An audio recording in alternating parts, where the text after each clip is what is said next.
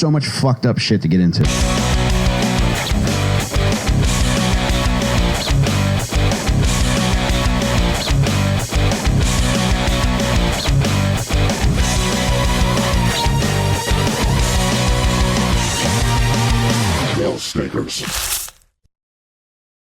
Welcome back to Little Stinkers, baby. I'm Michael fucking Rainey here with my buddy Jon DelCollo. Hey, Chippy, how are you? Good. How are you? I like your shirt. Good. Thank you. It's a bootleg. Why don't you take it off? Why don't you just pop it off? Why don't you go walk around my neighborhood, pop your shirt off? Take your shirt off, put it in Jake's mouth, and then get back to me. Jake, how are you, buddy? Hey, man, I'm good, bud. How about you? I'm feeling good. Yeah? Like that hat. Thanks, Yeah, man. me too. Carhartt. Yeah. Carhartt collab? Yeah, there is. And you know what? I'm wearing it in protest because I know blue-collar guys freak the fuck out when non-blue-collar guys wear Carhartt. So yeah. I'm wearing Carhartt fucking underwear. I got a Carhartt butt plug in. I'm wearing a Carhartt toe ring. Damn. And I'm thinking about getting a Carhartt tattoo. And I'm thinking about buying a hammer. I'm thinking about hammering my first nail. And folks, thanks. Just going to take one moment to recognize everybody listening on Patreon. Thank you so much if you're listening on Patreon. If you're listening on YouTube or iTunes or Spotify or wherever else for free, keep in mind that everything is ad-free on Patreon and episodes come out a week early. So keep that in mind. For $4 a month, you can get ad-free episodes a week early and 1 hour of bonus content every week as well.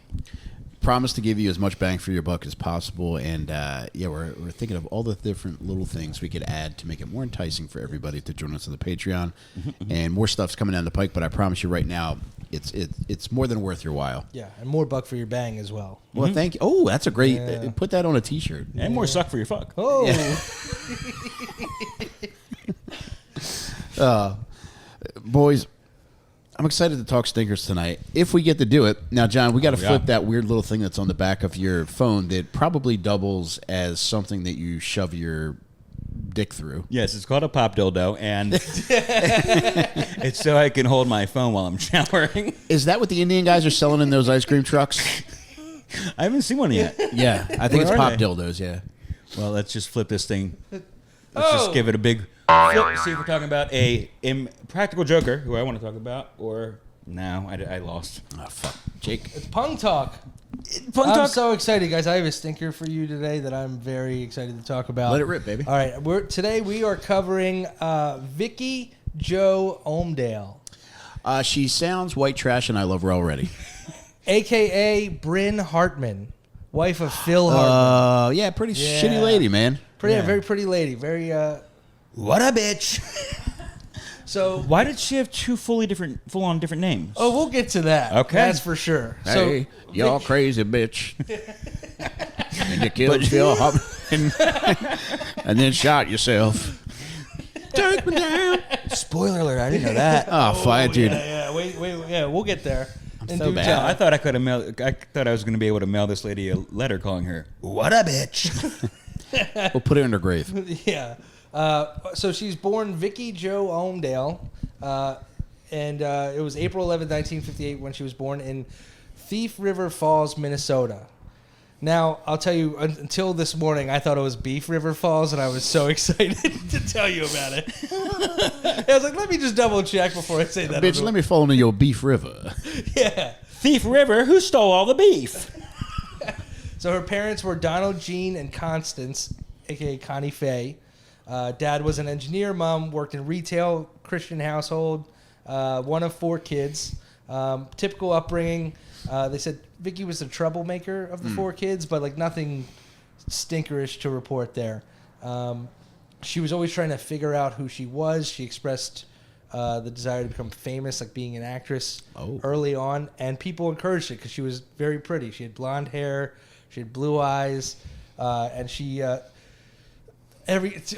the things I listened to and read is like, oh, she developed early. So that's just Jesus Christ. that's one of the What were you reading? Fucking middle-aged creep weekly? Yeah, I have a subscription, all right? So, yeah, it was really... New bios of South River Falls. South River Falls is where they're from, Jake, right? Dude, can you look up South River Falls? I find it. Take me back to South River Falls. So in high school, she decides to go instead of she was going by Vicky. She decides to go by Vicky Joe in high school. Yeah. You know, she's trying to class it up, trying to be a little bit cooler. But Jake- that sounds like the white trashiest kind of a name that ends with a Y and then a second name, Bobby Joe, Billy Joe. Billy Joel, Vicky. Doesn't that always sound like she could have trash? also gone by Sticky Vicky, which would have been even worse. I like Sticky Vicky. Yeah, damn. She really missed opportunity. So she's in high school. She decides to go by Vicky Joe. And then she decides to start dating a guy a little over 10 years older named Douglas Torfin. Bro. You got to give us fucking advance notice if you're going to drop Dougie Torfin on us. I'm sorry for dropping Dougie Torfin on you with no buffer. You got a mighty Torfin.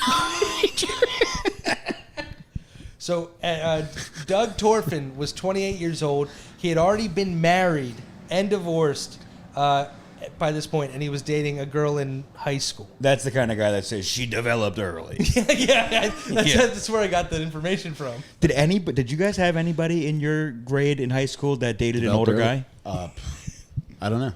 We had one. I didn't talk to girls, man. We had one. Well, we only knew this because like this guy would come to her softball games, and we would like go through the park and be like, "Who the fuck is that guy with a beard?" And I don't know how many years older he was, but they're happily married with 3 kids now. So That's weird. Yeah, strange. I mean, even if I don't know, dude, if you're 20 and you're going to your high school girlfriend's softball game, I think that's weird. Okay, question about this one. What about if you start dating in high school? High school freshman and senior kind of thing. Because I saw that happen a couple times. Same. It does feel weird still. Like, just like go do fucking college. Don't worry about the high school girl. The fuck am I talking about? I went to somebody's senior prom when I was a sophomore in high school, so I'm out. I'm the exact guy I was just complaining Good for you, about. man. Damn. You know, I went to a prom too when I was out of high school. Did you? Yeah, I was already dating 37 Michelle years at that old. point. My buddy, You went with a friend's sister, right? Yeah, I went with my friend's sister, and it was so fucking weird because she looked just like him. So like it's like we were at one point slow dancing, and it just like, I was like I'm looking at my best friend's eyes at the And that's time. when you went in for the big smooch, Yeah. for a big wet one. So she drops out of high school. Vicky Joe drops out of high school to pursue becoming a model. That's what they said when the cops got there. Like, who's with that little girl? Like, the big wet one. Get him. And she's in. So Thief River is Minnesota. She's in Minnesota. She's having a little bit of success there, getting ads as basically just like a model for like a like a JCPenney or something like that. Oh, good for her. And what she realized, she stayed married with this guy. So she got married in 1977. She was 19 years old when they got married. They stayed married for 8 years. Whoa. That's a long time. Yeah. Right? And she had big dreams and didn't want to settle anymore. How big were those dreams, Jake? Oh, they were pretty big.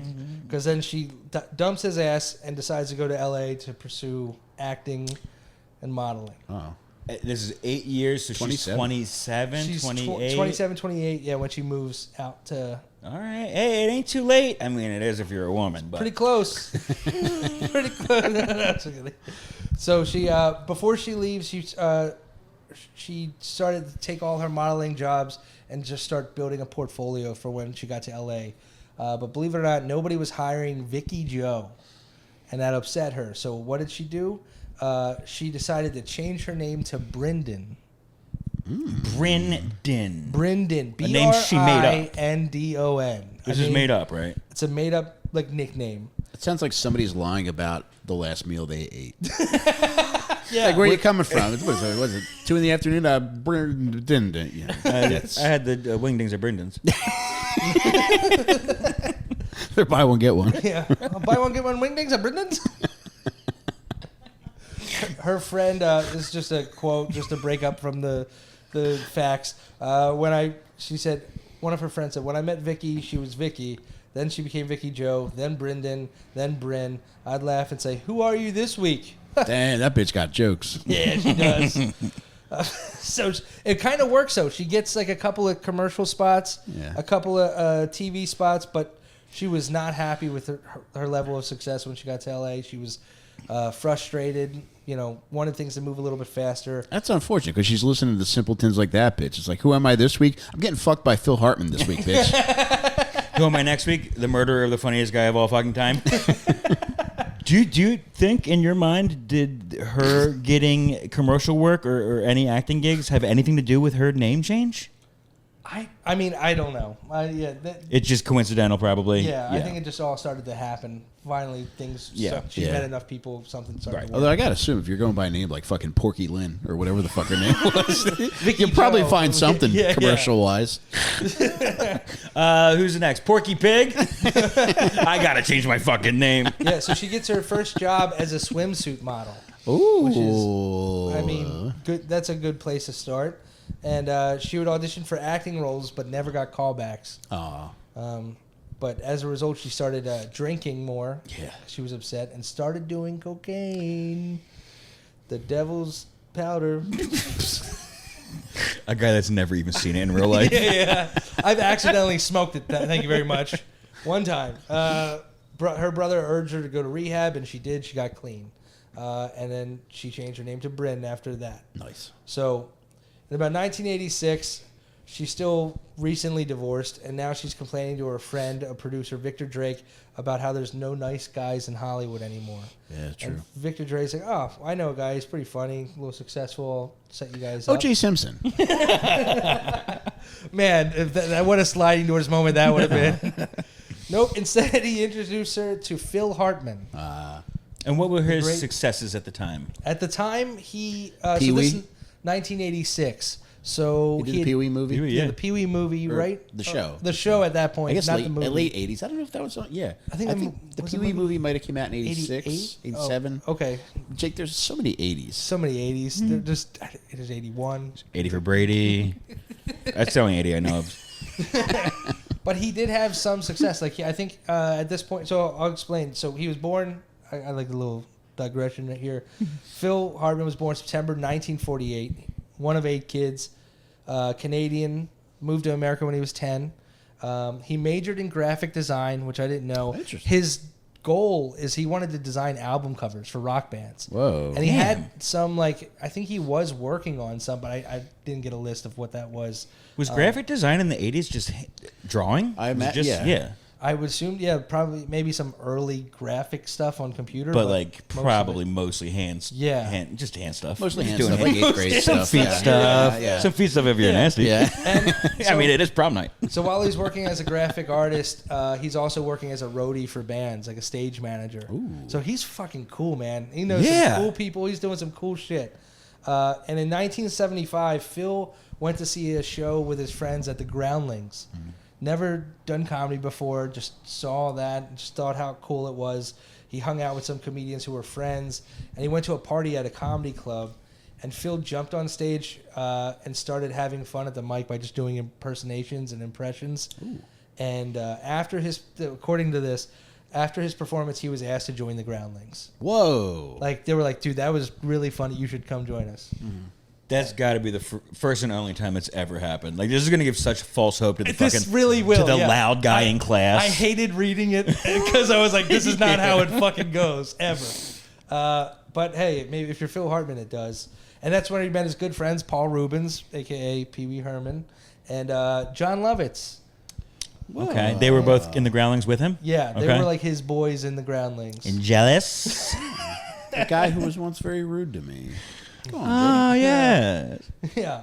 So Phil actually helped Paul Rubens create the character of Pee Wee and co-wrote See the that? screenplay Pee Wee's Big Adventure. No shit. Yeah, which I did know that part. I didn't know he helped him create the character. I feel like I might have known that, but it didn't stick in my mind long enough to remember. But the development of the character, is he like credited in the show, like co-created by Paul Rubens and... I haven't I haven't seen that when I watch the show, because I do watch the show a lot still. I fucking love Pee Wee's Playhouse, man. Where do you watch it? At home. In his car at the park. Yeah. No, in the movie theater with a trench coat on. yeah. No, it's like my kids like it. Where's it streaming, dickhead? At my house. I have a Google Chromecast. Which is outdated technology, I've learned. Yeah, no, I think it's on Amazon right now. I think it's on Prime. I'm over it at this point. Also, a cool thing I learned is in 1979, so jumping back a little bit, Phil Hartman was a contestant on The Dating Game, and he won. Pretty cool. All right, back to the shit. So when they met, Phil was pretty vulnerable. He had just got out of a divorce for the second time. Whoa. So he had one marriage that was in 1970 to 72. Don't know the bitch's name, don't matter. But they liked each other.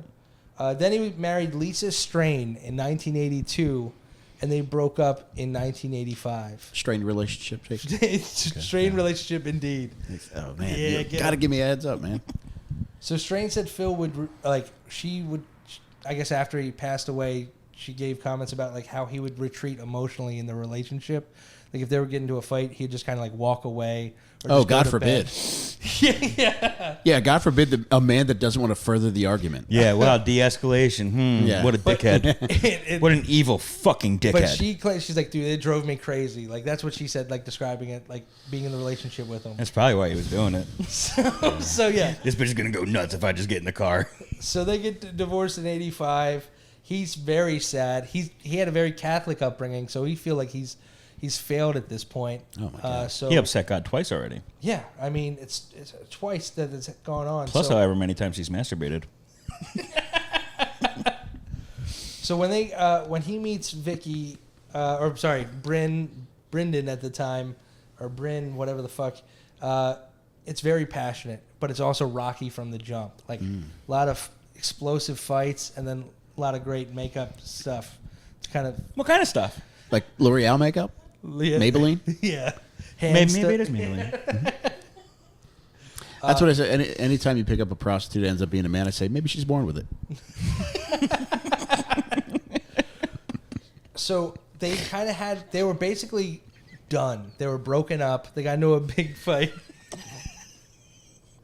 And at the end of Little the night, Maybelline humor for all you makeup heads at home. Y'all remember the commercial, right? Yeah. And you understand the concept of a woman having a penis, right? I thought the joke was right on time, but maybe it might be viral too soon. All right, now we're going into shampoo. yeah, either way, that joke was Sephora U. This is the ultimate. So towards the end of 1986, they felt like the relationship was over. Mm-hmm. They weren't really speaking at the time. They were broken up, and that's when he got the offer for SNL, and he took it. And look who comes crawling back. So after the first season, he was pretty miserable his first season. He missed her, and during a break at SNL, he flew back to LA and met with Brynn. Oh no, Phil. Yep.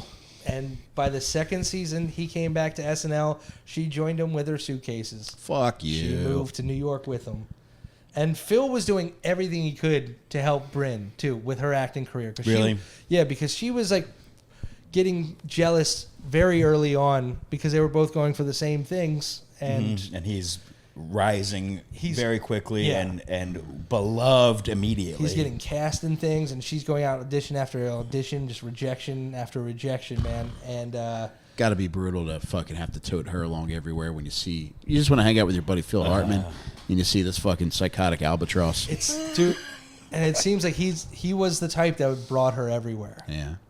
She was with him everywhere, that's You got to introduce her to producers. Yeah. Directors. He tried so much, even when he was filming his short clip for SNL at the beginning of the introduction. Mm-hmm. Speaking of, Jake, I got a short clip I've been meaning to show you. Yeah. That was not worth interrupting you over. It's him premature ejaculating before his belt comes off. So they're filming the introductions. You know how they have the cast waving at the camera and shit like that, doing stuff? He had her hired to be the woman he's talking to in a restaurant booth. Oh, no. That's nice as hell. Yeah, that's nice. So he made sure she had a role. That was the on-screen partner. He made sure she got the role. So was it, food-wise, did he give her the role or just the acting gig, Jacob? But here's a funny note. When he got her the role, so they're just at a restaurant and they're like, Phil Hartman. And he just goes like this. and she's right there, so she's not even looking at camera. They had to keep giving her notes. They had to stop so many times and tell her not to turn around and look at the camera. It's the Wayne's World countdown. Yeah, dude. Could you please stop miming a gun at your husband's face whenever you... Yeah, seriously, what if that's where Mike Myers got the idea for that? I wonder. Wait, yeah, what? it's probably the same year he was getting cast, right? Where it's like he's watching this happen and them having to constantly correct her, telling her not to look at the camera when they say his name. Oh, my God. Dude. We gotta get a hold of Myers. Let's get a hold of him. And then when she was really kind of upset, not like enough to like voice it, but Phil knew she was upset when she saw the final cut and just sees the back of her own head. You're not in the fucking show, lady. I know. It's crazy behavior. Was that because she doesn't get paid now that they don't say it's her? I think it's more just she wanted her face seen. You know what I mean? Yeah. Speaking of wanting her face in it, how are things sexually for either? Let's just say I still want. So here's the thing. So Phil was like reluctant to get married again, especially after 2 failed stints, and he wanted to take it slow. But his friends knew him pretty well, and like he was always a guy that like fell fast for a girl. Mm-hmm. So he told his friend Cassandra that he was going to propose, and he showed her the ring, and her response was just, "Oh God, no!" And that's a good friend. Yeah. And she went in and said like all this stuff about like Brynn and told him how everyone felt about her and how she was kind of like... What a good friend, man. Yeah. And the hardest thing to do probably as a friend. Mm-hmm. Yeah. And believe it or not... Besides suck the poison out of your friend's snake-bitten penis. Now, why do you keep letting that snake bite your penis? I know there's no venom in it. Just give me that penis. All right, but you did manage to get a couple fang marks there somehow. yeah. I'm going to venom. Phil. So Phil, when his friend told him that, he just like went like dead-eyed and just told her to get out of the room and didn't talk to her for years after that. Eat shit, Phil. That's kind of, yeah, he went gaga for the wrong boo-boo. But what she didn't know is that, what's her name? Brynn was already 2 months pregnant at that time. Yeah, 'cause she was... We're down a flight of stairs. Did she even know? Dude, Did Brynn know she was pregnant at 2 months? I think they knew, and that's why he was rushing. Because there's some ladies that just sit down and have a baby on the toilet. They sit down and they just poop it out? Yeah, you've never known somebody that didn't know they were pregnant and had a toilet baby? I didn't know. I don't know any toilet babies. I bet you I could pinpoint a toilet baby if you point one out. If you put together a lineup of 10 babies, I could be like, that sucker was born in the toilet. It's because it's still dyed blue from the toilet water. He's got toilet paper wrapped around his head. There's just that's the toilet baby. Print on his forehead that just says Toto. Shout out, Mr. Tubbs. Hope you get the reference. And shout out Mr. Clean, too. So they got married the day before Thanksgiving in 1987. Very small ceremony in New York that they did. And their firstborn son was born, well, this says 1989. That can't be right. Sean, their firstborn son. Interesting name for a crazy bitch with such an elaborate name for herself. Right? Yeah. Yeah. How did she agree to Sean? And now, how are we spelling that? Is that S-E-A-N? I think it's S-E-A-N. It's an apostrophe and a hyphen. That's where she won. And in August of that of 89, they bought a house in Encino, California. And because ultimately the goal was to get back to California. They didn't like New York life as much as L.A., which I get, you know what I mean? Well, that's Beautiful where he sun. works. Yeah. Yeah. It's where he's making America happy from. Exactly. So, yeah, you can live in L.A. during the off season, but like, I think that's a common thing. I know people own a house in L.A., but they still have an apartment in New York, so they can, yeah. Yeah, I maintain an apartment in Gary, Indiana. They also have a daughter, Bergen, who was born in February of 92. And I wasn't sure if it was the son or the daughter, but after they found out after they had a baby, they called their closest friends, and believe it or not, one of Phil's closest friends was his ex-wife, Lisa Strain, And they said, hey, we're having a baby. And she said, congrats. I'm so happy for you guys. She sent them a nice card and said, like, I couldn't be more excited for you. And if you ever need a babysitter, I'm here. Oh, that's lovely. Really sweet, right? So Brynn responded by sending her a 4-page bile-filled letter. Nice. Threatening her to stay away from Phil and her child, and said, if you ever come near them again, I'm going to rip your eyes out. Whoa. So I like a lady that's crazy, though. yeah. Yeah. So fearing for Phil's safety, Lisa calls Phil and says to tell him about the letter, but he already knew. He knew that she sent the letter. Yeah. Did he read it? Yeah, I think so. Because he goes on to say, she would say, he already knew, felt at fault for the sentiment, because he told his wife that Lisa was his true soulmate during an argument. Yeah, so Brynn knows this bitch, give her an inch, she'll fucking take a yard. Yeah. And by the way, that expression reminds me of the landscaping crew that will cut your lawn pro bono if you let them fuck you with a small penis. I can't Did that believe track they fit all that on the side of a truck. That tractor. Give us an inch and we'll take over your yard. We love micro penis. So basically, what Phil needed was his ex-wife's personality combined with his new wife's grip. It sounded like the grip was crazy, and he could not get it. She got that forearm forklift pussy. Oh, dude. Oh, and on that phone call with Lisa Strain when she called Phil, he tried to joke with her that the letter was pretty tame compared to what she had previously written and wanted to send. Jeez, man. So he edited this threatening letter. Yeah. So after their marriage, after the kids' careers obviously blowing up at this point with SNL, like, doing everything on there from fucking Frozen Caveman Lawyer to Bill Clinton. Dude, he was so funny. To Jack Handy. Yeah, dude. So now she's home with 2 kids. She really starts resenting Phil's success. Anything he gets, she's mad at him for, which is, that's pretty healthy, right? That's a good dynamic to be happy for or totally miserable for your spouse anytime something happens.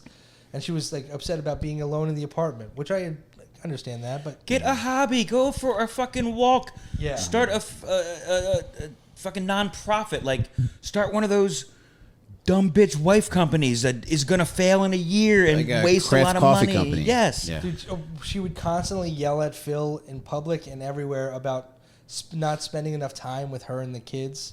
When he's like working at SNL, like dude, they had a nanny, so it's like not like she was completely alone. Like he was, I think, with his contract negotiations, he was making like $30,000 a week back then, in like 92, 93. And There's some shit you can complain about, but if he's bringing home bacon that thick, dude, If there's a lady that doesn't speak English holding your baby, you're doing pretty good. dude, she'd get mad at fan mail that came in, like women writing to him. She'd get pretty upset about. Like he had no control over it, but like she was upset about it. Just holding scissors through your throat. She's like, what is making copies? No, it was supposed to go to Rob Schneider. I don't care, but it came to our house. This is one of the things that really bothered me the most of all the facts I learned. She would purposely start arguments with Phil right before he would go onto TV. I like this. Almost like she was trying to derail him. You like that? Yeah. Man, that's... Got to get the blood going when you go on test stage. his chops. Yeah. How good are you? Yeah. And I don't know what year they did this, but they were inseparable. So much so that he brought her with him to a Howard Stern interview. Oh, no. Yeah, and they did like the first like 1 or 2 breaks. Wait, she was like on camera with him? Yes. On mic and On mic, the on segments? camera. She freaked out because Phil was on the Sybian. Well, dude, this is the thing. So I watched this interview today, and it starts off like the first. I think it was like Howard Stern had like a half-hour interview show on E! At the time. Yeah. So it was like the first half of the show was just Phil, and then the second half they brought Brynn out to sit next to him, and she's a Howard Stern fan, And, Howard's doing his normal foolishness with God, ladies. Yeah. And Phil's enjoying it. He's just kind of sitting back and being like, yeah, she's crazy. She loves you, Howie. Yeah. And then he's like, would you ever show me your body? Phil's right there, mind you. And he's like, go ahead. And she looks like she's going to go no. And instead she goes, I'm like, oh, my God. There it is right there. She would do it. And then he... Does this imply that, he wants her to show his naked body? Because he kept asking her if she'd done Playboy. Did he want her to take her shirt off right there? No, because it was a show for E. But he wanted to see her body at some point. That's a bizarre thing to say in front of somebody's husband. Yeah, it was really fucking skeevy shit. But it was a different time.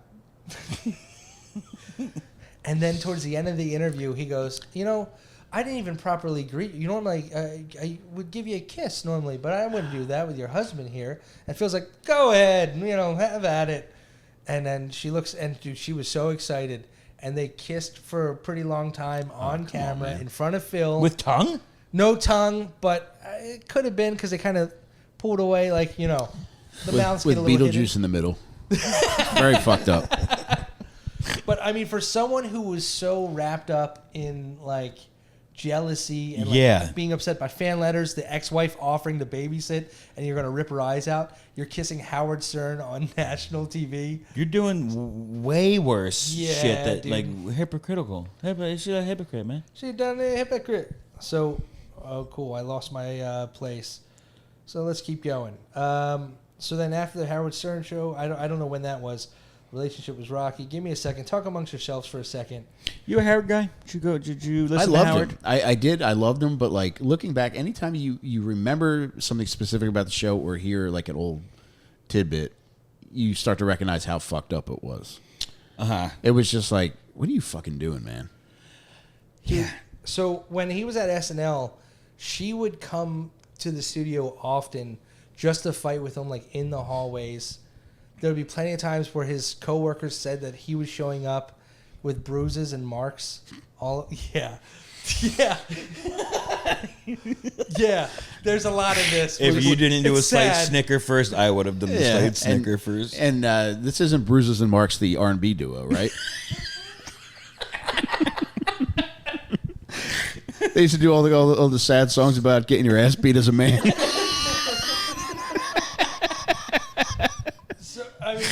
Look, if you're in a situation like this, get out of it immediately. But yeah, this is pretty tough to kind of sell that as Dante Bruises and Jarrell Marks. That's that. Thank you. What was Mark's first name? Jarrell. Jarrell. So she Dante Bruises. I think I had that album when I was in 7th grade. Yeah. I fingered for the first time to Bruce's and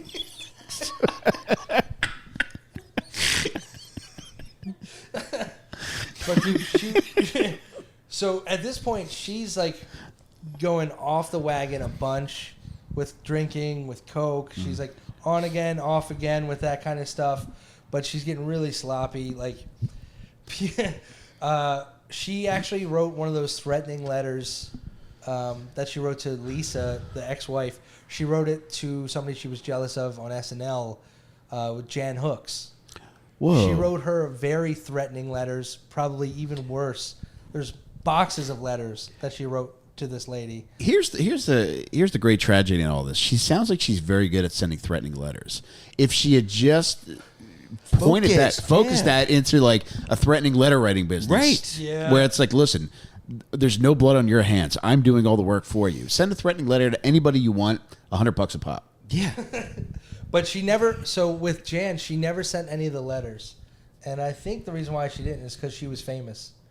You know what I mean? Because she was pretty narcissistic, and the other wife wasn't famous, so it's yeah, whatever. Jan Oh, Hooks could dude. help her. It's got to be so devastating when you see a bitch who's you sent a threatening letter to. You'd be like, so what'd you think of my letter? She's like, I didn't even get it. What are you talking about? Well, yeah, so Jan never got any. They didn't find the box of letters till after everything happened because she never mailed them. I guess Phil was able to get her not to send those. But her outbursts were so bad at the house that like Phil would constantly remove the kids from the house and like have them stay at a friend's house because she was getting pretty bad with the stuff. Jake, it is funny for me to picture somebody who seems as sweet as Phil Hartman getting his ass beat. I'm sorry. No, I mean, I love the idea of sweet men getting beat the fuck up by women. By just the biggest fucking bitch you've ever met in your life. But dude, she would be on set with them and joking like, "Haha, you guys are like married on like another level, huh?" And like be like real jokey and friendly with Jan Hooks. Oh God! And then go home and write these Dear Stan letters. Oh my God! Dear Jan letters. I should. And Jan Hooks is so goddamn funny. Yeah, man. she is. She's so fucking funny.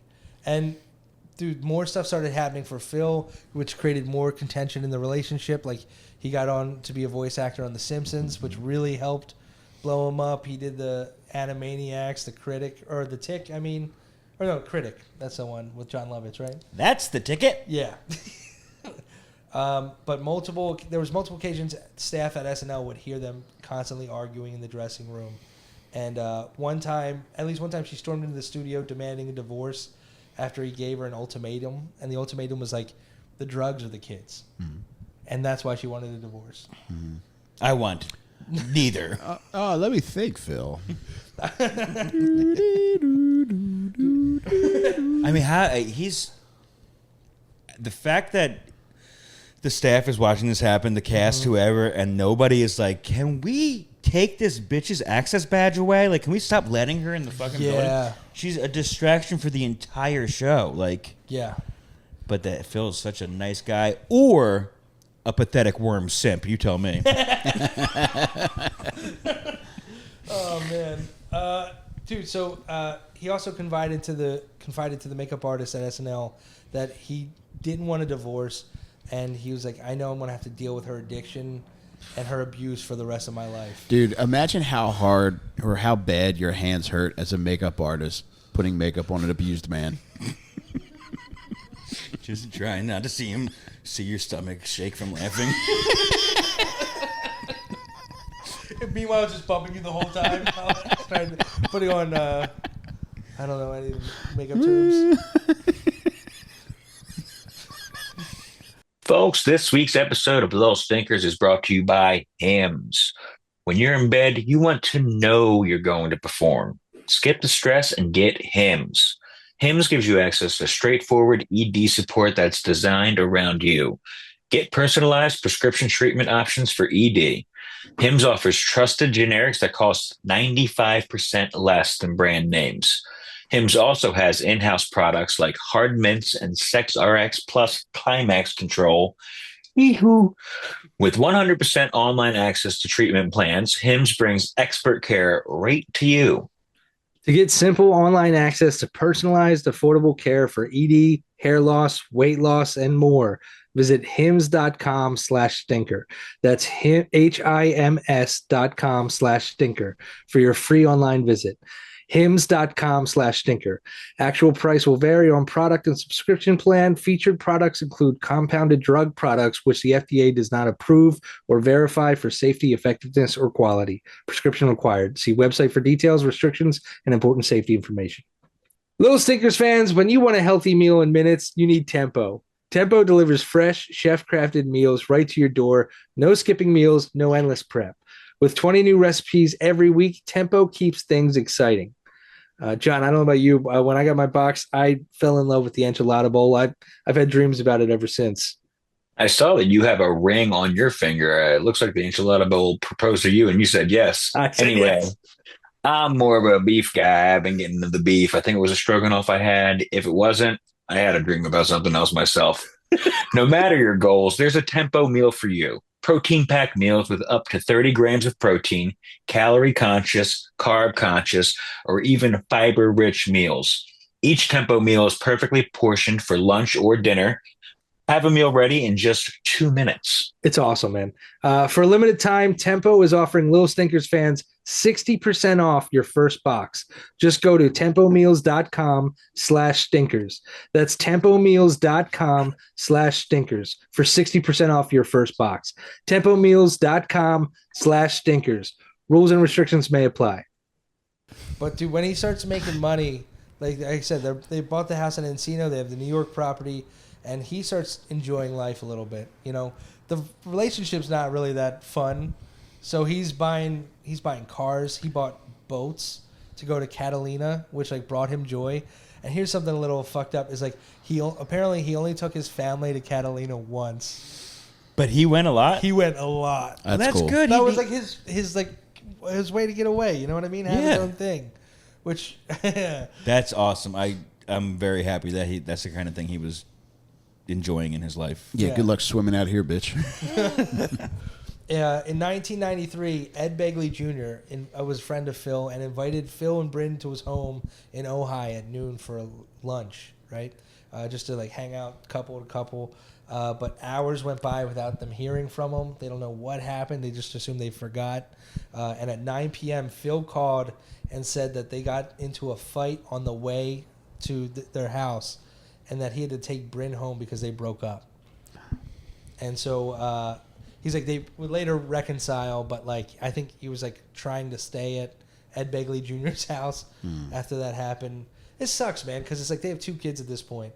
Also, Ojai is quite the commute to go stay at your buddy's house. Yeah. In 1994, Phil leaves SNL finally to join News Radio. Which was his dream to get back to California, like I was saying. They thought this would be like the big change his family needed. Because like I said, like he liked the boats and the cars stuff in Catalina. That would all happen in the off season of SNL. So she was expecting it to be like her time. Yeah. And it wasn't. You still got to work. Yeah. Yeah. And piggybacking off of your point of how far a commute it was to Ojai, the reason why they call it Ojai is because it's so far out, you're never expecting company. So that's what you say because it's such a surprise that somebody's at your front door. Oh, hi. Woo. Mike, that was a lot of words. So when they moved back to California in '94, Brynn's still trying to go at it acting. Only lands one role in as a waitress in the movie North. I don't think I've ever seen that movie, but so she's not in anything that we know. No. Well, she's in one. Well, she's in the news. Yes. Do you ever watch the news? So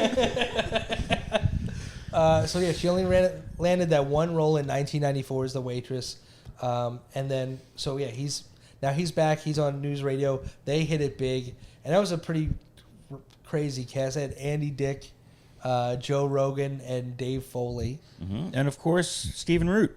Yes. Whoa, yeah. Yeah, and Brynn struggled and became more jealous and was tired of feeling like an actor's wife and feeling like arm candy. Like she wanted to be the star.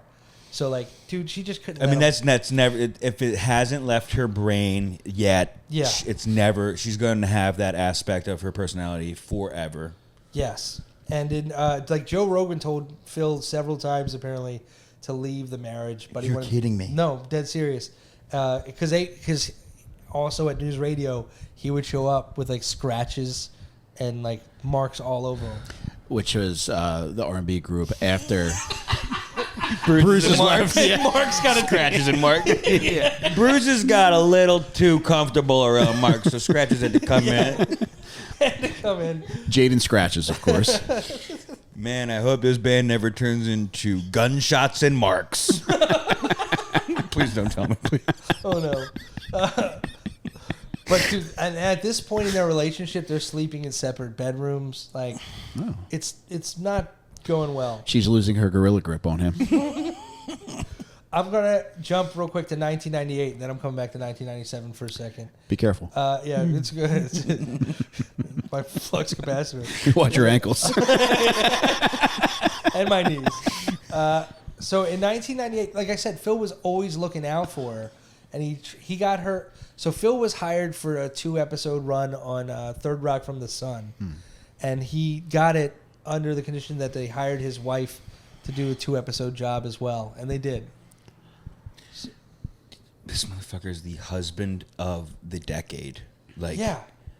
when he shouldn't be. I don't know if that makes you a good husband if you are not standing up to this kind of behavior and nipping it in the bud and ending the relationship when you should. But he just seems like such a fucking nice guy that he's still trying to help his life. And of course, it's all because her pussy's so tight. We all realize this. So early 1997, I'm back. 38 years old. Okay. Brynn, my ankles feel good. I'm gonna ice them. Brynn's 38 years old. She suspects that Phil is cheating on her. Ah, yes. You know, and as proof, like her proof is that he's becoming more disinterested in like the marriage counseling that they're going to. Like sometimes he's not showing up. Yeah, he's just in another room practicing voice work. She's like, "Who's in there with you? Who's the fucking cowboy?" But yeah. The declining sex life was one of her pieces of proof that she said that he was having an affair. So she hires a private investigator to follow Phil on his trip to Catalina. Oh, Guy can't even go to Catalina without. Also, dude, how do you trail a guy in a boat? he's dressed like a manatee. This is a fucking another boat, like just 50 feet behind Just him. in the water. In a boat. Oh, You're water skiing behind him, trying to fucking stay low. there's a parasailer with binoculars on. And this dude, this is where it's funny because you ready for this? Yeah. All right, because I'm not. My fucking thing. I turned my goddamn phone in. So the affair that she was having him check on was between Phil and a male friend named Britt Marin. Britt Marin. Maybe Brick. I don't know. I gotta fucking look it up. So the suspicions never amounted to anything. It was just He would meet his buddy on Catalina, and they would just what? just hang out, fucking work on the boat. Yeah. Douche. Do people live? Is it like a? I don't Some know. people must live there, right? Yeah, I feel like If there's there like a has to be like a fucking- residence. Yeah. Yeah. But yeah, so nothing happened from that. But and then he went on late night TV and joked about about the situation, about how he could never cheat on his wife because she's so suspicious. And I think the host tried to bail him out. He was like, "Oh no, you're too sweet of a guy to do that." And then he like doubled down. He's like, "No, she." I really need help, man. Yeah. Please. And she felt that there was truth to those jokes, so that she didn't like Oh, that man. one bit. And in '97, she called her sister. Towards the end of the year, she admitted that she slipped and started doing cocaine again. Oh. And this time, it's getting worse. She's socially drinking. She's not just like drinking like by herself. She's going out all night and fucking having ragers Nice. each night. You know, fucking real binge drinking stuff. She's out there. Calling her sister up, crying. Phil's head broke my hand again. Yeah, after like she would do like all night benders. Meanwhile, she has 2 kids at home. Like Nothing wrong with that. You got to No. blow off some steam sometime, Jake. yeah, I can relate. Time to time. Hey, let's yeah. Makes you a better parent in the long run because Moving on. you're just saving up your juice for parenting later. Yeah, I need my parenting juice for later when I might not have as much. She kept going. She kept going to rehab, but it never like lasted long because like she would claim she missed her kids too much. Yeah. And would just come home. Oh, and she was then- going to inpatient. Yeah, I guess. Okay. Yeah. Little 30 days at Passages. And as she got older, like obviously her confidence starting to go because she was a swimsuit model. She's getting like breast work done, got her Nice. face done, all this stuff to try to like keep the relationship fresh. But I don't think that was ever going to happen. Dude, if anything ever dulls between my wife and I, I'm getting bigger tits. I'm going to disappear for 3 days and come back with C's. Mike, something's different about you. Notice anything? I'm just jugged out in a wife beater. This doesn't fix us. But babe, why? I'm just crying over my huge tits. Your huge hairy tits. Just You don't touch even 'em. shave your tits. So it's December 1997. We're going into New Year's Eve. You're talking about your tits again? Of course he's laughing at his own hairy tits. Yeah. Boy, I'm getting visuals that I Will don't shaving want. my tits fix us? That'll fix it. A fucking Norelco's gonna fix this relationship. So at New Year's Eve, 1997, going into 98, Phil and Brynn are feeling good. They're connecting, and they're like, let's throw a New Year's Eve party. Yeah. They have a bunch of friends, family over. Some people everyone from like news radio was there. Some SNL people.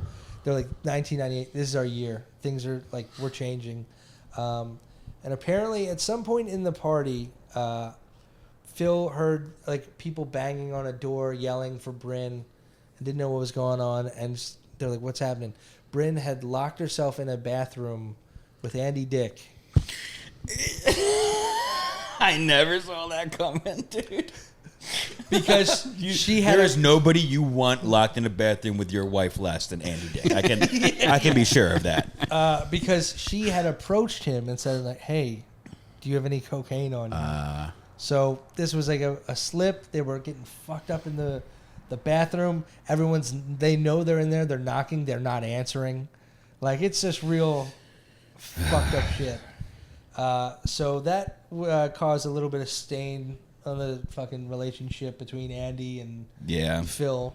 And a lot of people have credited Andy for like her relapse, or has credited Andy for Brynn's relapse then, but she was constantly. Yeah, she's an adult lady. It's not his fault. Yeah, it's not his fault at all. He probably was not doing the right thing, but no. Yeah. But yeah. Oh shit! God, why does this thing keep fucking moving? Anyway, so it's because you're touching your penis. Is that? So after that happens, what do you call it? The new year happens, and then she fucking. This is where it gets weird. So in April, she's taking her kids to psychologist. She's not going to a psychologist herself, and the child psychologist gives Brynn Zoloft, because to kind of deal with, like, she's obviously miserable, right? This whole time she's jealous. She probably needs something, so they give her Zoloft. They give her a starter kit, and it made her like nauseous, so they told her to stop taking that much of a dose, take half the dose. And so she's not even prescribed this stuff. Their children's psychologist is the one just keep giving her starter packs. Which is a mistake, because children should not be psychologists, Jake. And you've always said that. And, yeah, I have, and it doesn't cost more to go to an adult psychologist. It's the same fucking price. This fucking kid's making more than I am. He's a degree on the wall. It's crazy. That way you're twisting. Floyd would say there are no mistakes. That's why I Rorschach test. But one of the side effects is Zoloft at the time. I mean, there's 1,000 of them, but one of them are like violent outbursts. Nice. And that's what she was like prone to, is these just like instances where she's snapping. This is April, and in May is when everything goes down. So this happens kind of quick. In May, she tries to check into a rehab, but inpatient, but there was no room for her, so she just went home, and then never tried again, because the incident happens at the end of May. Is this unbeknownst to Phil? Does he not know that she's trying to check herself in? No, he knows. Because I'm sure he could pull some strings and get her in somewhere, right? I think he's like letting her do it how she wants to do it, because at this point she's failed so many times going to rehab, and dude, that's what it takes. Like, I mean, I don't know. I've never like. I went once. I would have gone again. Inpatient? Yeah. I went. I got and it was free too. I got 17 days free, courtesy of the county. Nice. Yeah, it was. Was that the whole stint, 17 days? Yeah. Or is that all you get for free? That was all I could get for free. I could have stayed longer, but. Dude, yeah, and I mean those I hated reading the term fail, because it's like not like, yeah, if you relapse, you relapse, but like you can always try to get back on. I mean, I'm out of my depth here talking about that stuff, you got it. But like, yeah. So May 27th. This is the date of the incident, the moment. Brynn and her friend went out to an Italian place. I can't tell you how long I looked for what place it was, because everything didn't name it. But it was Buca di Beppo. No, it was not. Yes, on Ventura Boulevard. I have to call Nick Revis right now. Yes. Yeah, Buca di Beppo. On Ventura. So it was a regular spot for her and Phil to go. That's like where they'd have their date nights. But Brynn went out with a friend this night, and they were just drinking Cosmos or wine or margaritas. There's so many different fucking accounts of what they were drinking. Dude, imagine being angry with a belly full of pasta. Right? Yeah. This Like, is can I just go to bed real quick? yeah, manja, and then but the server even asked her, came up to her and her friend at one point was like, "Oh, where's Phil tonight?" And she's like, "Oh, he's at home." So he's at home with the kids. She drinks a couple glasses of wine. Wasn't like hammered, but like she was having a good time. Night ends probably around 10 o'clock, like 9, 10 o'clock. The friend wants to go home. She wants to keep the party going. She doesn't. But her friend leaves. So what does she do? She calls her old boyfriend, Ron Douglas, and goes to his house to continue drinking. Are you talking about Douglas Torkin? No, not Doug Torkin. Another Doug. Ron Douglas Torkin. Ron Douglas. Ron Douglas Torkin. Yes. So Ron Douglas was her ex-boyfriend, not Douglas Torkin, her ex-husband. They used to call him Bring the Storkin Torkin because of his propensity for procreating. Because of the way his peen is working. Yes. There we go. I like that. That was good. Believe it or not, Working.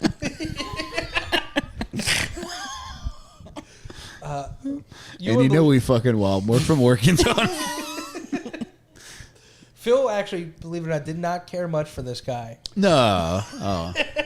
Not because he was jealous of him, like because for real, he wasn't worried about them like hooking up. He was worried about it because he would supply her with cocaine. So he was like the coke dealer for her. Yeah, I always trust my Gorilla Grip wife who's had 8 glasses of wine. But she was there all night, and she talked about it at dinner too a little bit, but wasn't like emotional at dinner yet. But it was getting fired up, talking about. Remember that thing I was telling you about the ultimatum he gave her? Was that a dish at the restaurant? I'll have the ultimatum. Oh, you're gonna love the ultimatum. Yeah. So she was like harping on that, drinking with her ex-boyfriend, doing lines of coke, and just talking about, can you believe he would fucking give me an ultimatum with this shit? And he's like not stoking the fire, but he's just kind of like... He ain't exactly putting it out either. Exactly. Yeah. And it gets to be just around midnight, and she decides to leave and go talk to him. Wow. And this is something she constantly did. I forgot to mention that. A lot of times when she would go out binge drinking, she would come, like all-nighters, come back in the middle of the night, wake him up, and start fighting. And his move, a lot of the times, would be to just pretend he was sleeping and pretending not to wake up. I could respect her. I mean, she doesn't want to go to bed angry. Yeah, she wants to work it out tonight. It's going to take you out of bed angry. So now she went back to do some talking, but she let her 9 do the talking though. Yeah, So yeah, that's exactly. Yep, that's it. Yeah.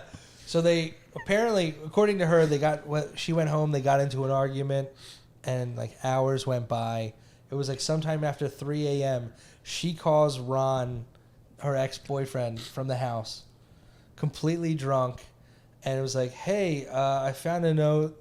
She's all slurring her words and everything. She's like, says that Phil was going out and he was going to be back later. At 3 a.m, she sends this. Or she calls him and tells him about this, and he's like, "That's weird. He wouldn't leave his kids home alone in the middle of the night. So what are you talking about?" It's always bad when your coke dealer is the voice of reason. And she was like, she was upset on the phone, and he's like, "Just calm down, like just go to bed." Brynn was like, "Can I come over?" He's like, "I just don't want to. I just want to stay with you because I don't know where Phil is." And she's like, "No, the kids are there. You stay home. Just go to bed." And that's what she did. Nope. 20 minutes later, she shows up at his house barefoot. Nice. Ron Douglas's house barefoot, and he opens the door and she goes, "I think I killed Phil." And she's completely fucking hammered. She's always talking shit. Ron doesn't even believe her, but she's like so drunk. She's throwing up. She's like she's like the worst person you would want to come at your door at this point. And between one of her like vomiting and passing out moments that she has with him, he looks into her purse and he sees a gun. Oh no! And he's like, "Oh fuck! All right, this is This is probably real. Jesus Christ, dude! She killed him and left the kids there. Yep. So, Ron took the gun from the purse and like inspected it. Like, don't touch it, first of all, which he did. He touched the murder weapon, put his fingerprints all over it. But he looked at the gun. Apparently, the gun was still fully loaded. Ooh. So he was like, I don't know what the fuck's happening. So she asked Ron to call the house multiple times to see if she could see if she even hurt Phil, or just to tell him that she was still out. Yeah, wake the kids up. Yeah, she's all over the place. So he called like 3 or 4 times. Nobody answers. And he waited for her to come back down a little bit because he thought she was going to overdose on like the amount of cocaine and alcohol and shit. So once she starts feeling a little bit better, she asked him to order a pizza. Yeah, they went back to Buca de Beppo's. What time is first call at Buca de Beppo's? So they go back to the house, and it's on the way back to her house. She calls another friend as she's like getting more and more with it, and confessed to killing Phil. Whoa! So he's driving over while this is happening. Allison, you're gonna hate me. You're my husband, Phil. So they arrived on the scene at 6:10 a.m. and Ron went in first. He's checking the house. He goes into the bedroom, sees Phil in bed, and he thought he was sleeping, but then he notices that he was shot 3 times. Shot once in the forehead, right between the eyes, once in the throat, and once in the chest. Whoa. 3 kill shots, essentially. But like what happened that night, nobody knows because it was her word. Like nobody saw. Like the kids didn't hear anything. How? The one kid thought his parents, the son thought they were fighting maybe, and he thought he heard a door slam, which that can check out in a big fucking Hollywood house. But what they believe happened is somewhere between 2 and 3 a.m., she removed a .38 Smith & Wesson from a metal lockbox they had in the house. They had a lot of guns in the house. Because Phil liked having guns, and he liked the thought of her having a gun to protect herself, like, you know, if something were to ever happen. But apparently, at that point, I think he didn't even wake up. I think she walked in, did the code, stood over him on the bed.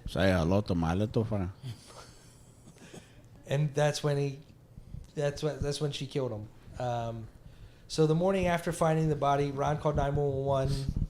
Brynn called her sister to say that she killed Phil. She's telling everyone. Jesus Christ. Yeah, everybody but the fucking Jacqueline, cops, you're dude. going to hate me too. But she apologized. Please don't react like Allison just did. You're mad at me already. You don't even know what I'm going to say. She apologized and told her sister to take care of the kids because she wasn't going to be able to anymore. She's about to go to jail. You know what I mean? It's fucking done. So what's the guy? Ron he called the cops. They're waiting for them to come. He wakes up the son, Sean, gets him out of the house. He's carrying Bergen. Sean was 9 years old when this happened, which is awful. And then he's carrying the little sister, Bergen, out of the house. And as they're about to like get out of the house, they hear a gunshot. Because while they're waiting, It's for the best.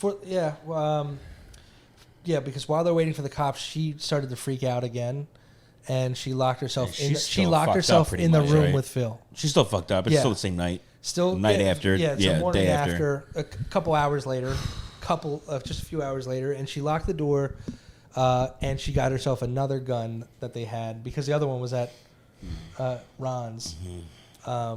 And she laid down in the bed next to Phil and shot herself. Oh my God, the guy can't have 5 minutes of fucking peace.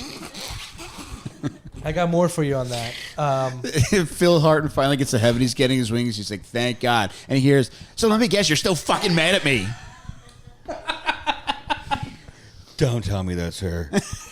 So Peter, please let tell me everybody that's up not here. It's like there is no hell. It's Rainey's heaven. Everybody comes.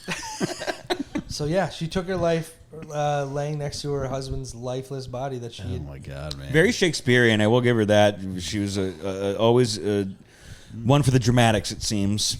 I have a follow up too about after the case, just a post thing.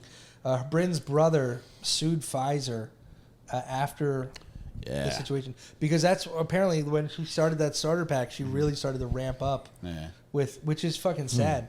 And Pfizer settled and paid her the kids $100,000. Wow. He also sued Mama Frigo's Ravioli Company because they found a belly full of it in the autopsy. Oh, but dude, 2 other instances where Zoloft was credited for homicidal rage was James Holmes, the Dark Knight shooter. Really? And Eric Harris from Columbine. Wow. Oh, shit.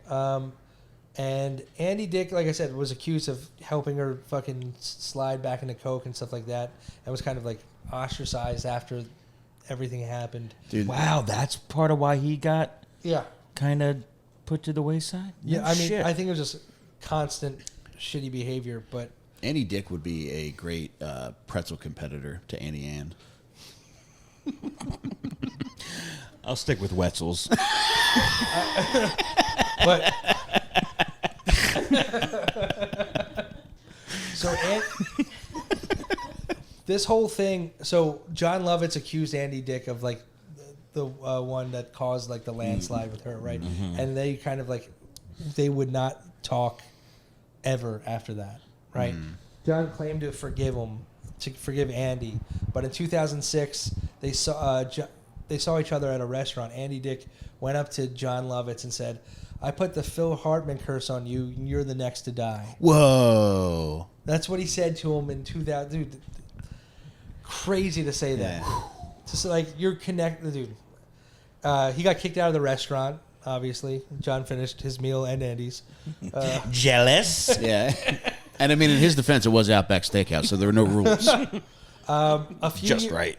A few years later, though, Andy and John ran into each other at a comedy club in which another altercation occurred where John Lovitz slammed Andy Dick's head into the bar multiple times, which, I mean... Go, John, dude. I didn't know he had it in him. Yeah, dude. How fucking cool is that? You fucked with the wrong guy, brother. I'm sorry, Andy. It's the Phil Hartman curse.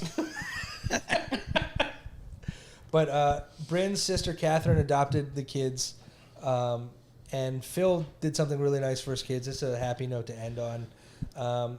He put a stipulation on the inheritance where it's either when they were 25 or whenever they got their bachelor's degree, they received, whatever came first, they received a third of their inheritance. And then they received the next payment would be split up, one at 30 and one at 35. Oh, that's nice. So it kind of helped, pay them out the rest of their life. And dude, just imagine like you're the sister in the middle of the night, you're getting a phone call like saying, "Oh yeah, these kids are now your responsibility, and you better make sure they get to school on time." And Froxton can't have peanut butter, or else he breaks out in hives. In the will, just like they said, they were both, Phil and Brynn were both cremated. Their ashes were scattered together. What the fuck? Why would people do that? Because this is their wishes. Yeah. Along Catalina, and they have a shared headstone together. Let's split it in half. Fucked up, man. Guys, if we could raise, what do you think a Sawzall rental would cost? Let's just say it's $100,000. Yeah, guys, we need $100,000 as quickly as possible to go. It's to save Phil. Yeah, the Save Phil Fund. We're a little late. Well, it's better late than never, is what I always said to Phil. The Have Some Heart Man Fund. We're trying to raise $100,000. Yeah, great. Thank you. Woo, motherfucker. $100,000 is all we need. Tell us what you want in exchange for it. We're gonna just go. Fucking meet us there with the Sawzall, dude. I don't know. Yeah. Or if you got a sledgehammer, the $100, $100,000 for a sledgehammer. If 1,000 of you give $100, we can make this happen. Yeah, man. We just need 1,000 of you to give 100. Yeah, man. And I didn't know that Is the headstone on Catalina, or is that in mainland? I don't know where that is. Oh no, I think it's in Minnesota. Jake, do you think it would be easier to do 20,000 fives? 20,000 fives? Yeah. Yeah, I think so. Why don't we have 20,000? Sure. All right. Yeah, let's do it. Let's have 20,000 5-year-olds show up to do the job for us. That way we still meet our initial number of 100,000. If you don't have a 5-year-old, start fucking. We need 5-year-olds. So we're going to do this in 5 years. Wait, so they have to be a newborn now? We're gonna need Yes. 20. So- We're gonna need 28,000. 5 years and 9 months we'll be Pair up starting. with another 20,000 people. This is Just gonna be- please fuck, man. start fucking. Turn this off and start fucking right now. Now we're fucking for Phil. It's the second charity we've started. PH. But yeah, a little trivia for you. You know what his last role was? Yes. What? The Christmas one. No. Jingle All the Way? No, not Jingle All the Way. Small Soldiers. That's what I meant. Oh, really? Well, he's not in Jingle All the Way, right? He's No, only he in. is. Yeah, he is. He's in both. They were like the same year. Were they? Maybe I equate them because the Jingle All the Way is about the singular toy that everybody's trying to get. Yeah. And then Small Soldiers is also about Maybe little that's his last on toys. camera rather than voice. Maybe that's yeah. So maybe you are correct. Wow. Oh, is he a voice in Small Soldiers? I haven't seen Small Soldiers since. Oh I my was a God, child. Jake, wear a diaper. He was not post. How do you say it? Post whatever. Homicidal? No, Posthumously? Yes, posthumously Coitus? nominated for an Emmy for his work on news radio. Aw. And I didn't know this. He was supposed to be the voice of, was it Zap from Futurama? Whoa. I don't watch Futurama, Really? but people who like it love it. So, John Lovitz. Wow. We That's miss you, Phil. Brynn, on the other hand, Brynn, I miss you. Like, beautiful lady. You got to watch the interview. The Howard Stern interview is. that sounds like it's gonna make my Dude, skin when he crawl. goes, "Would you let me see your body?" and she goes, I was like, she starts with a, and then she goes, I'm like, that was a yes shrug. That was a yes with your shoulders and your tits. Yeah. Did she have ragers? My last question. Did she have ragers? I think they were adequate. Everyone would be pretty. Nothing to write It home was a about, according to swimsuit Jake. model. No, I mean I have a type, so I'm like it's. She does. She's no. Oh, he's looking her up. We got a surfboard or we got a flotation device? Yeah. Surfboard. Phil, what the fuck, man? She was a swimsuit model. Man, maybe she did anal. Yeah, We don't fucking know. wetsuit model.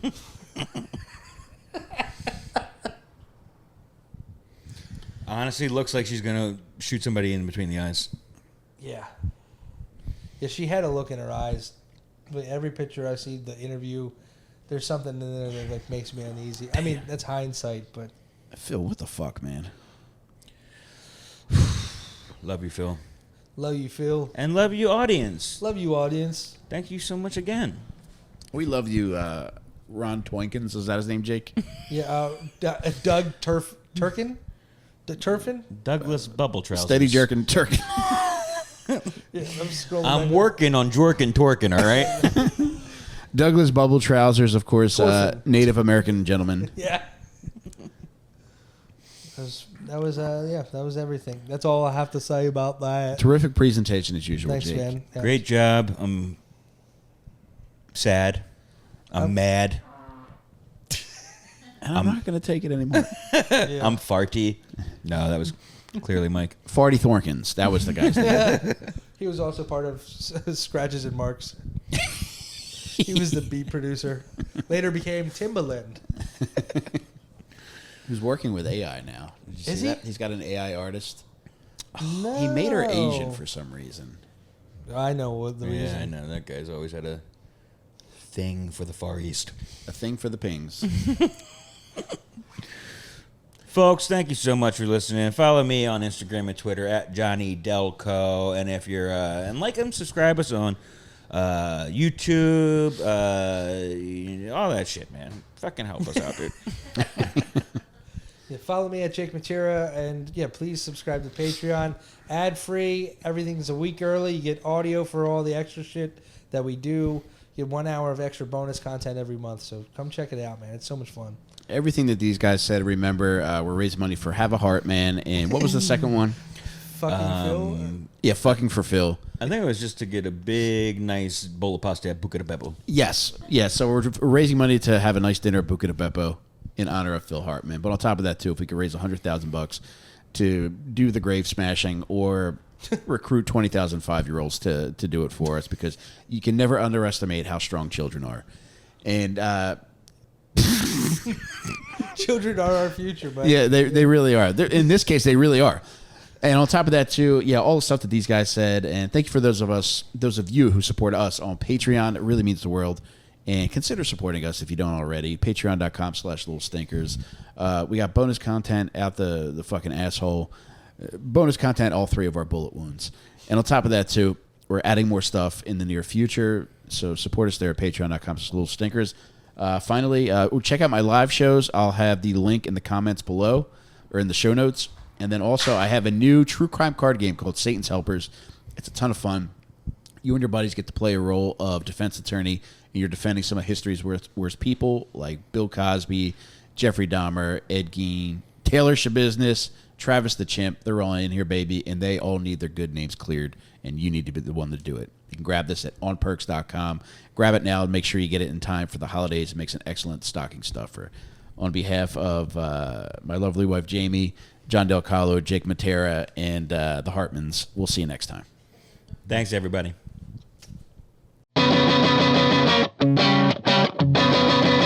There's so much fucked up shit to get into.